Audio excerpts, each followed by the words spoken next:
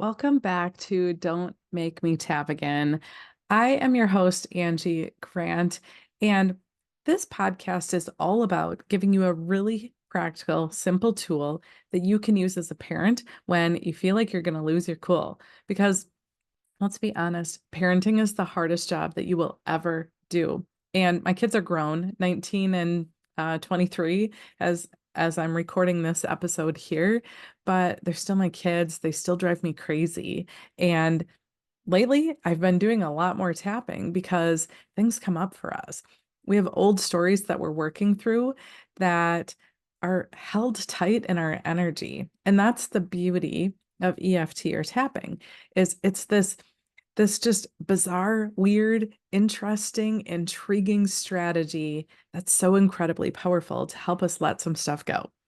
So, thus far in the podcast, and today holds true to that as well, I've been tapping on the energy that we're in. So, I'm a human design specialist, and through the lens of human design, every couple of days, we're going through a new energy. We also have other background energies that take much longer times to transit. So, for example, there's another energy that we were just in for about 3.5 months, and we're transitioning out of that now, where even some energies we've been in for about 400 years. We can feel the chaos that's happening as we're actually shifting into a new core energy in the background. So, today, as of the recording of this, we're going into it's called Gate 48. You don't need to know that. You don't need to remember it. If you know anything about human design or you want to grab your chart, go to my website. You can get a free chart, a free report as well. But it doesn't matter if you have Gate 48 in your design for a couple of reasons. One, if you're watching this today, so it's October 3rd, 2025, we're all experiencing the energy of Gate 48, and we will be for the next about 6 days. But even if you don't have Gate 48, there are so many other reasons why it might be part of your lesson plan to fulfill your purpose. Perhaps one of your core energies, your core four, is the opposite end of Gate 48. And so energetically, you're seeking Gate 48, or maybe one of your parents had that energy and you kind of grew up with it. So don't fret if it isn't part of your design. That's okay, because it gives us a lesson to learn from. And that's how I take this week. So Gate 48 actually is highlighted in my chart. It's part of my design, and it's something that I continue to work on. It's a lesson that I feel like has become very important to my life experience. Gate 48 is all about the gate of inadequacy, at least on the fear side of it. It's one of the fear gates. Several of the gates are fear gates. Many of them are not, but Gate 48 is one of those, what we would call a fear gate. And what that means is that it's in our survival instinct center, our spleen. And when we're kind of on the shadow side, that energy, that fear energy, is really part of Gate 48. On the flip side, it's trusting that you have the wisdom that you need to have. But as parents, what I experience myself and what I see other parents experience often is that we think we're not good enough, that maybe we're not cut out to be parents, that maybe we're not as good of parents as maybe other people that we know or people we see on TV, that we're constantly as parents comparing ourselves to others. And that's what I see as the energy of Gate 48 is that fear that we're not good enough, that fear of inadequacy. And when we're stuck in that fear, we're portraying that to our kids. When we're showing up for our kids with this fear that we're not good enough, we're not smart enough, we're not, there's so much comparison. My gosh, to be a parent today in 2025 is incredibly harder than it was when I first became a parent back in 2001. There is so many opportunities for that comparison and that fear of not being good enough. So, with today's tapping, I want to tap on that fear and to perhaps create a little bit more peace in your life to help you let it go. And so, what I was thinking about today is I'm going to use the setup phrase that even though I believe that I'm not a good enough parent, I want you to improvise that as it feels good to you. If there are certain parts about not being a good enough parent that you repeat to yourself, that you tell as part of your story. Because if there are parts of that gate 48, that energy of inadequacy that you're telling yourself that is part of the story that you hold true about who you are, you got to let it go. Because while you're holding on to that so tight, you're also teaching your kids to do the same. And it's not good for us. It's not good for them. So let's let it go, right?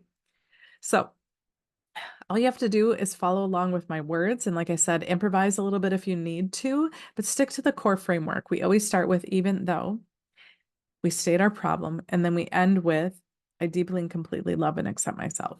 So, and then just tap along as we tap. I'm going to say the last tapping point. It's hard to see on my camera, but it's it's like under your armpit, directly under your armpit, next to like where your bra line would be if you're wearing a bra, I guess. So that's it. The rest of them are pretty easy. You can see them. So before we start, take a drink of water. Water helps our energy flow. And make sure your feet are nicely grounded on the floor.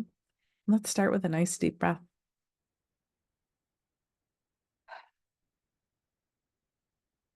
All right, so we're going to start tapping on the side of the hand. Even though I don't think I'm a good enough parent, I deeply and completely love and accept myself. Even though I don't think I'm a good enough parent, I deeply and completely love and accept myself.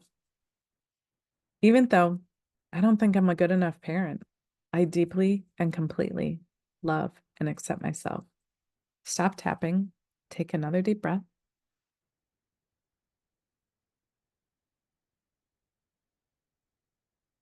Then we're going to tap on the top of our head. I'm not a good enough parent. Inside the eyebrow. I'm not a good enough parent. On the temple. I'm not a good enough parent. Under the eye. I'm never good enough. Under the nose. No matter how I try, I'm never good enough. On the chin. I'm not a good enough parent. On the collarbone. I'm not a good enough parent. Then that last one under the arm. I'm not good enough.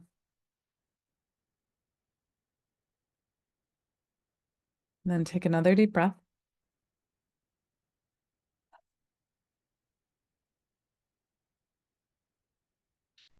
And I want you to check in with yourself. Did any thoughts pop up while we were going through that tapping sequence? Any physical sensations? I know for some of us, we might start yawning quite a bit or feel a bit of a knot in our throat or a fire in our belly. We might feel a bit of a release, a more of a good feeling where we're feeling that weight lifted from our shoulders. Maybe you had some thoughts pop up about why you don't think you're a good enough parent or what parts of that hold true to you. So depending on what showed up for you, that's where we would go next with this tapping sequence. We would tap on whatever came up next for you. If it was a physical sensation, we'd tap on that, even though I now have this knot in my throat, or even though I now have a headache, or even though I keep thinking about the last time I yelled at my kiddo, right? So whatever comes up for you, that's the next thing that we would tap on until you get yourself to a place of calm, of peace. For the sake of this video, I'm going to show you what we do after you tap through a couple of sequences to get yourself up to a place of peace.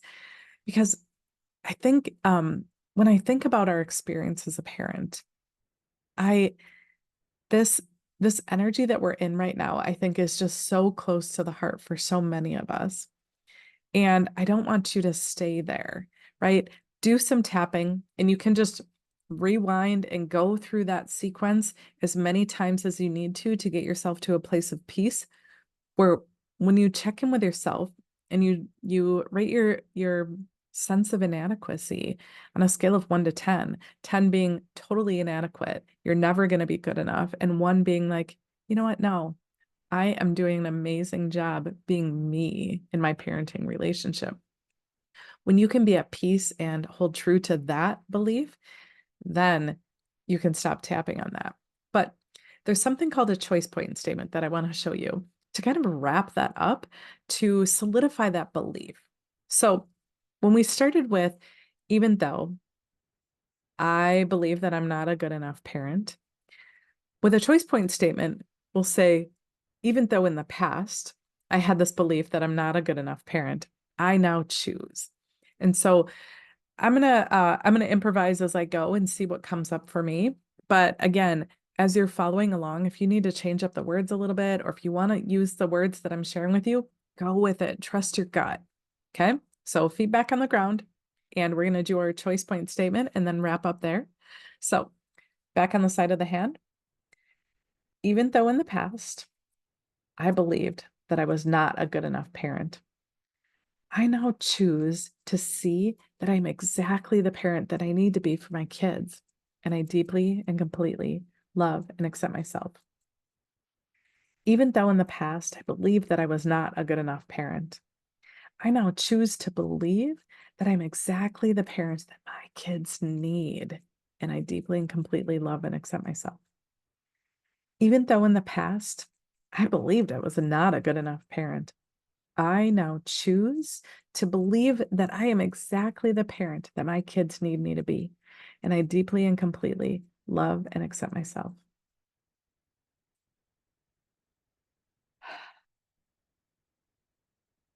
And back on the top of the head, I'm exactly who they need me to be. Inside the eyebrow, I'm exactly who my kids need me to be. On the temple, I'm exactly who my kids need me to be. Under the eye, I am an amazing parent. Under the nose, I'm exactly who my kids need me to be. On the chin, I am a good enough parent. On the collarbone, I don't need to be like any other parent. And then under the arm, I'm exactly who my kids need me to be. And stop tapping, take another deep breath.